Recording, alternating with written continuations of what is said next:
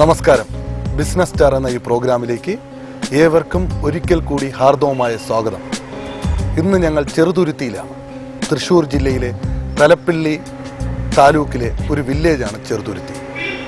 ഷൊർണൂരിൽ നിന്നും 1 കിലോമീറ്റർ ദൂരമേ ഈ ചെറുതുരുത്തിക്കുള്ളൂ. അതിലുപരി അന്താരാഷ്ട്ര പ്രസിദ്ധി ആർജിച്ച കേരള കലാമണ്ഡലം സ്ഥിതി ചെയ്യുന്നത് ഈ ചെറുതുരുത്തിയിലാണ്. കേരളീയ കലാരൂപങ്ങൾ പഠിപ്പിക്കുന്നതിനും സംരക്ഷിക്കുന്നതിനും വേണ്ടി മഹാകവി വള്ളത്തോൾ സ്ഥാപിച്ചതാണ് ഈ കലാമണ്ഡലം. 1930 നവംബർ 30 കലാമണ്ഡലം സ്ഥാപിച്ചത്. മഹാകവി വള്ളത്തോളിൻ്റെ ജന്മനാടും അദ്ദേഹത്തിൻ്റെ കാവ്യങ്ങൾക്ക് സാക്ഷ്യം വഹിച്ച ഭാരതപ്പുഴയുടെ തീരത്ത് സ്ഥിതി ചെയ്യുന്ന ഈ ചെറുതുരുത്തി എന്തും കൊണ്ടും മനോഹരമാണ്. ഈ മനോഹരമായ ഈ പ്രദേശത്ത് ഇന്ന് ഞാൻ നിങ്ങളുടെ മുമ്പിൽ പരിചയപ്പെടുത്താൻ പോകുന്നത് സ്കൂൾ മാഷായി ജീവിതം ആരംഭിച്ച് പോലീസ് ഡിപ്പാർട്ട്മെൻറ്റിൽ കുറേ കാലം ജോലി ചെയ്യുകയും അവിടെ നിന്ന് വിരമിച്ച് ബിസിനസ്സിൻ്റെ വ്യവസായത്തിൻ്റെ മേഖലയ്ക്ക് കടന്നു വരികയും സാംസ്കാരിക സാമൂഹിക പ്രവർത്തനങ്ങൾക്ക് നേതൃത്വം കൊടുക്കുകയും ചെയ്ത ശ്രീ ടി കെ രാധാകൃഷ്ണൻ. അദ്ദേഹം റാപ്പിഡ് ആക്ഷൻ ഫോഴ്സിൻ്റെ കമാൻഡറായിട്ട് വിരമിച്ചതാണ്. അദ്ദേഹത്തെ ഈ പ്രോഗ്രാമിലേക്ക് ഞാൻ ഹാർദവമായി സ്വാഗതം ചെയ്യുന്നു. നമസ്കാരം സാർ. നമസ്കാരം. വളരെ സന്തോഷം തോന്നുന്നു. ഈ മനോഹരമായ ഈ വളരെ അധികം പുണ്യം നിറഞ്ഞ ഈ മണ്ണിലിരിക്കുമ്പോൾ അവിടെ ജനിച്ച സാർ അതിലേറെ ഭാഗ്യമുള്ള ഒരാളാണ്. അപ്പോൾ ഈ മണ്ണിൽ നമുക്ക് തുടങ്ങാം. അപ്പോൾ അവിടെ ഈ പ്രദേശത്തെക്കുറിച്ച് സാർ ഒന്ന് വിശദീകരിക്കാം. ഈ പ്രദേശം എല്ലാം കൊണ്ടും നന്മ നിറഞ്ഞതാണ്, മനോഹരമാണ്. ഇവിടുത്തെ ജനങ്ങൾ പൊതുവെ ശാന്തരും സൽസ്വഭാവികളുമാണ്. മറ്റുള്ള പ്രദേശങ്ങളുടെ മാതിരി ഇവിടെ യാതൊരുവിധ കുടിപ്പുകയോ അന്തഛിദ്രങ്ങളോ വളരെ വളരെ വിരളമായിട്ട് മാത്രമേ ഉള്ളൂ. മറ്റ് പ്രദേശങ്ങളെ അപേക്ഷിച്ച് ഇവിടെ വളരെ ശാന്തമാണ്. എല്ലാവരും ഒറ്റക്കെട്ടാണ്. ഒരു പ്രശ്നങ്ങളും ഇവിടെ ഇല്ല. ഇവിടെ ജയിക്കാൻ ഭാഗ്യം സിദ്ധിച്ചതിൽ ഞാൻ സന്തോഷിച്ചാണ്. മഹാകവി വള്ളത്തോളിൻ്റെ എൻ്റെ വീടിൻ്റെ തൊട്ടടുത്താണ് അദ്ദേഹം താമസിച്ചത്. അദ്ദേഹത്തിൻ്റെ ഒരുപാട് കാവ്യങ്ങൾ ഞാൻ വായിച്ചിട്ടുണ്ട്, ആസ്വദിച്ചിട്ടുണ്ട്. അദ്ദേഹത്തിനെ നേരിൽ കാണാനുള്ള ഭാഗ്യവും എനിക്ക് സിദ്ധിച്ചിട്ടുണ്ട്. ഇവിടെ ചെറുതുരുത്തിയിലെ എവിടെയാണ് സാറിൻ്റെ ജന്മസ്ഥലം? സാർ അച്ഛന് ചെറുതുരുത്തി ടൗണിൽ അച്ഛന് എന്ത്? അച്ഛൻ കൃഷിക്കാരനായിരുന്നു. കൃഷിയായിരുന്നു ഞങ്ങളുടെ അച്ഛൻ്റെയൊക്കെ മുഖ്യ തൊഴിൽ പാരമ്പര്യമായിട്ട്. ആദ്യമായി സർവീസിൽ കയറുന്ന ഒരു സ്കൂൾ മാഷായിട്ടാണ്. അതെ, ഞാൻ 1965 BEdന് ചേർന്നു. അവിടുന്ന് BEd കഴിഞ്ഞതിന് ശേഷം അളഗപ്പ തൃശ്ശൂരിലെ അളഗപ്പ സ്കൂൾ മാഷായിട്ട് ജോയിൻ ചെയ്തു.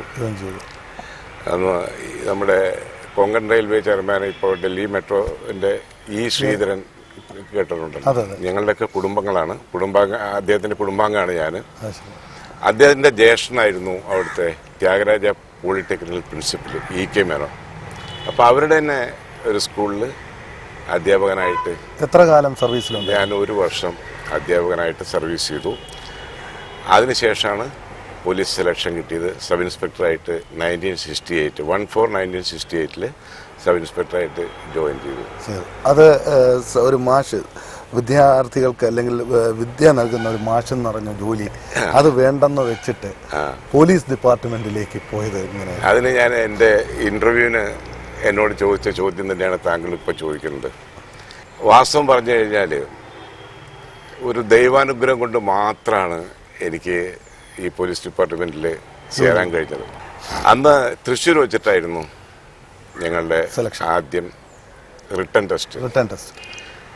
21 വേക്കൻസി എന്നുള്ളത്. ഞാൻ ചെന്ന് കഴിഞ്ഞപ്പോൾ ഒരു 2000-3000 ആൾക്കാർ ഉദ്യോഗാർത്ഥി ഈ ടെസ്റ്റ് എഴുതാൻ വേണ്ടി വന്നിട്ടുണ്ട്. ഈ ടെസ്റ്റ് എഴുതാൻ വേണ്ടി വന്ന പല ആൾക്കാരും ഞാൻ അവരോട് സംസാരിച്ചാൽ എല്ലാവരും ഹൈലി ക്വാളിഫൈഡ് ആണ്. അപ്പോൾ എനിക്ക് തോന്നി ഈ ടെസ്റ്റ് എഴുതിയിട്ട് സമയം കളയുന്നതിന് പേരും പിള്ളേർക്ക് എന്തെങ്കിലും പറഞ്ഞു കൊടുക്കുന്നത് നല്ലത് പറഞ്ഞ് ഞാൻ മടങ്ങി ബസ് സ്റ്റാൻഡിൽ എത്തിക്കഴിഞ്ഞപ്പോൾ എൻ്റെ കൂടെ ടെസ്റ്റ് എഴുതാൻ എൻ്റെ സ്കൂളിലുള്ള വേറൊരു ടീച്ചറുണ്ട്. അദ്ദേഹം വരുന്നു. ഏതായാലും നമ്മൾ ഇതുവരെ വന്നല്ലോ, നമുക്ക് എന്തായാലും ടെസ്റ്റ് എഴുതി പോകാമെന്ന് പറഞ്ഞ് വീണ്ടും ഞങ്ങൾ തിരിച്ചെഴുതി ഞാൻ ടെസ്റ്റ് എഴുതുകയാണ്. അങ്ങനെ 3200 പേര് പങ്കെടുത്ത ആ ടെസ്റ്റിൽ 3000 പേരിൽ 3000 പേരിൽ 3000 പേര് എന്തോ ഭാഗ്യം കൊണ്ട് 150ാമത്തെ റാങ്ക് റിട്ടൺ ടെസ്റ്റ് എനിക്ക് കിട്ടി. അത് കഴിഞ്ഞ് ഫിസിക്കൽ എഫിഷ്യൻസി ടെസ്റ്റ് ആയിരുന്നു. അതിലും ദൈവഭാഗ്യം കൊണ്ട് പാസ്സായി. പിന്നെ ഇൻ്റർവ്യൂ ആണ്. ഇൻ്റർവ്യൂവിലാണ് അന്ന് AP ഉദയഭാനു എന്ന് പറഞ്ഞ സാറൊക്കെ കേട്ടിട്ടുണ്ടായിരിക്കും. പ്രഗത്ഭനായിട്ടുള്ള ഒരു സാഹിത്യകാരനും. അദ്ദേഹം വളരെ രോഷാകുലനായിട്ട് എന്നോട് ചോദിച്ചു, ഇത്രയും നല്ലൊരു ഉദ്യോഗം മാറ്റി വെച്ചിട്ട് നിങ്ങൾ ഇതിന് വരാൻ എന്താ കാരണം? നിങ്ങളുടെ പേര് രാധാകൃഷ്ണൻ എന്നല്ലേ? രാഷ്ട്രപതി രാധാകൃഷ്ണന്റെ തൊഴിൽ അധ്യാപക വൃത്തിയായിരുന്നില്ലേ? ഇത്രയും നല്ലൊരു ജോലി ഉപേക്ഷിച്ച് നിങ്ങൾ എന്തിനാന്ന് എനിക്ക് വന്ന്? അപ്പം ഞാൻ അദ്ദേഹത്തിനോട് ഒരു കാര്യം പറഞ്ഞു, സാർ ക്ഷമിക്കണം, എൻ്റെ സ്കൂളിൽ 24 അധ്യാപകരുണ്ട്. അതിൽ 22 പേരും സ്ത്രീകളാണ്. എൻ്റെ 2 വർഷം മുമ്പേ എന്നെക്കാളും 2 വർഷം മുമ്പേ ജോയിൻ ചെയ്ത ഒരു മാഷുണ്ട്. അദ്ദേഹം ഏകദേശം ഒരു സ്ത്രീയായിട്ട് മാറാൻ തുടങ്ങി. ഞാനത് തുടർന്ന് കഴിഞ്ഞാല് ഞാനും ആ കൂട്ടത്തിൽ പെട്ടുപോകുന്നൊരു പേടിയുണ്ട്. ഏതിലും ഭേദം കള്ളന്മാരും കൊള്ളക്കാരുടെ അടുത്തേക്ക് വരുന്നതാണ് എനിക്ക് തോന്നി. അതുകൊണ്ട് മാത്രമാണ് ഞാൻ ഇതിലേക്ക് വന്നതെന്ന് പറഞ്ഞത്. ഇപ്പൊ പുള്ളി എല്ലാവരും അവിടെ 3-4 പേരുണ്ട്. DGP ഇവരൊക്കെ ഉണ്ട്. IG ആണ്, DGP ഇല്ല. അവരൊക്കെ കൂടി ഭയങ്കരമായിട്ട് ചെറുച്ചനോട് പറഞ്ഞു പോക്കോ എന്ന് പറഞ്ഞു. അങ്ങനെ ഭാഗ്യം കൊണ്ട് സെലക്ഷൻ കിട്ടി. 1968 പോലീസ് ഡിപ്പാർട്ട്മെന്റിൽ സബ് ഇൻസ്പെക്ടറായിട്ട് ജോയിൻ ചെയ്തു. ട്രെയിനിങ് തൈക്കാട്. ട്രെയിനിങ് കംപ്ലീറ്റ് ചെയ്തിട്ട് ആദ്യം എന്നെ പോസ്റ്റ് ചെയ്തത് പോലീസിന്റെ കഥ പറയണം. ഇതിനെപ്പറ്റി ആത്മകഥ എഴുതാൻ പോകുന്നുണ്ട്. അതിനു മുമ്പ് നമുക്ക് സാറിന്റെ ഒരു കഥയുടെ ഒരു അംശം കിട്ടണം. അന്ന് കൂത്തുപറമ്പ് സബ് ഇൻസ്പെക്ടറായിട്ടാണ് ഫസ്റ്റ് ഇൻഡിപെൻഡന്റ് പോസ്റ്റിംഗ് കിട്ടിയത്. പ്രൊബേഷൻ കോഴിക്കോടായിരുന്നു. കൂത്തുപറമ്പിൽ ഞാനൊരു ദിവസം ലോ ആൻഡ് ഓർഡർ ഡ്യൂട്ടിക്ക് പോയി മടങ്ങി വരുമ്പോൾ എൻ്റെ കസേരയിൽ ആകെ 2 കസേരയുള്ളൂ പോലീസ് സ്റ്റേഷനിൽ. ഒന്ന് അസിസ്റ്റന്റ് സബ് ഇൻസ്പെക്ടർക്കും ഒന്ന് എനിക്കും. അപ്പോൾ എൻ്റെ കസേരയിൽ അവിടുത്തെ പ്രമുഖ രാഷ്ട്രീയ കക്ഷിയുടെ ഒരു നേതാവ് ഇരിക്കുന്നു. എന്നെ കണ്ടു കഴിഞ്ഞപ്പോൾ അദ്ദേഹം ഒന്ന് നമസ്തേ പറഞ്ഞു. ഞാൻ അന്ന് വിട്ടുപോയി. അന്നത്തെ കാലഘട്ടമാണ് പറയുന്നത്. അപ്പോൾ അയാൾ പറഞ്ഞു, നിങ്ങൾക്ക് എന്നെ മനസ്സിലായിട്ടുണ്ടാവില്ല, ഞാൻ ഇന്ന ആളാണ്, ഇന്ന പാർട്ടിയുടെ ആളാണ്. അപ്പോഴേക്കും റാങ്ക് പ്രൊമോട്ടറായിട്ടുള്ള ASI ചാടി എഴുന്നേറ്റ് ഇയാളെ പറ്റി വർണ്ണിക്കാൻ തുടങ്ങി. പിന്നെ അവിടെ ചില കാര്യങ്ങളൊക്കെ നടന്നു. 1/2 മണിക്കൂർ കഴിഞ്ഞപ്പോൾ കൂത്തുപറമ്പ് പോലീസ് സ്റ്റേഷനിൽ ഒരു 500-1000 ആൾക്കാർ വന്നു നിരന്നു. അപ്പോൾ അവിടെ ഈ സെൻട്രൽ റിസർവ് പോലീസിൻ്റെ 2 ബറ്റാലിയൻ ഉണ്ടായിരുന്നു, 2 സ്ക്വാഡ് ഉണ്ടായിരുന്നു.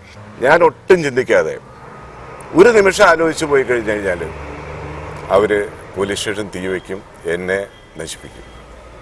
എന്തോ ദൈവത്തിനൊക്കെ വിളിച്ച് അവർ നേരിട്ടു അത്രയും ജനങ്ങളെ. അത് ഈ മോബ് സൈക്കോളജിയാണ്. മോബ് സൈക്കോളജി ഞങ്ങളെ ട്രെയിനിങ്ങിന് പഠിപ്പിക്കും.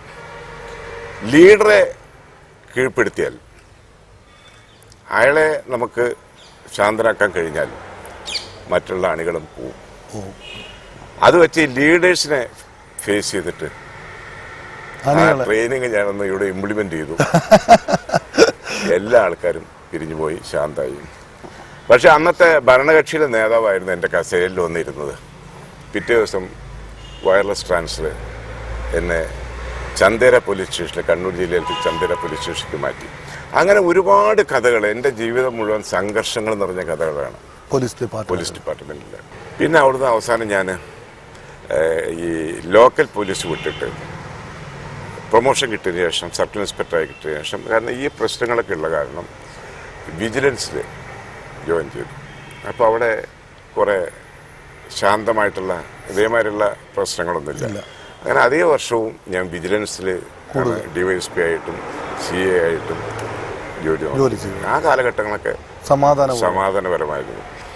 റിട്ടയർ ചെയ്തതിന് മുമ്പ് തന്നെ എൻ്റെ father in law TR Nair മരിച്ചുപോയി. അദ്ദേഹത്തിന് 1945 തൊട്ട് ബസ് സർവീസ് ആയിരുന്നു. അപ്പോൾ അദ്ദേഹത്തിൻ്റെ താല്പര്യപ്രകാരമാണ് 75 എൻ്റെ ഭാര്യയുടെ പേരിൽ പ്രസന്ന ബസ് സർവീസ് ആരംഭിച്ചു. ലൈൻ ബസ്സാണ്. അങ്ങനെ 75 മുതൽ 2000 വരെ ഫാദർ ഇൻ ലോ ആയിരുന്നു നോക്കി നടത്തിക്കൊണ്ടിരുന്നത്. പിന്നെ എൻ്റെ മകനും രാജീവ്, മകൻ്റെ പേരാണ് രാജീവ്. രാജീവ് ട്രാവൽസ്. 2000-ന് ശേഷം ലൈൻ ബസ്സുകൾ സ്റ്റേജ് ഗാരേജ് അങ്ങനെ പറയാം, സ്റ്റേജ് ഗാരേജ് ഓരോ സ്റ്റേജിൽ നിന്ന് ആൾക്കാരെ കയറ്റി വേറെ സ്റ്റേജിൽ ഇറക്കുന്ന ആ സർവീസാണ് സ്റ്റേജ് ഗാരേജ്. അതിന് കടുത്ത പോരാട്ടങ്ങൾ നേരിടേണ്ടി വന്നു. ബിസിനസ് നഷ്ടത്തിലേക്ക് നീങ്ങി 2000 കാലഘട്ടത്തിൽ. അപ്പം ഞാൻ നോക്കിയപ്പോൾ ഇത് കൊണ്ടുവന്നു കഴിഞ്ഞാൽ ബുദ്ധിമുട്ടാണ്.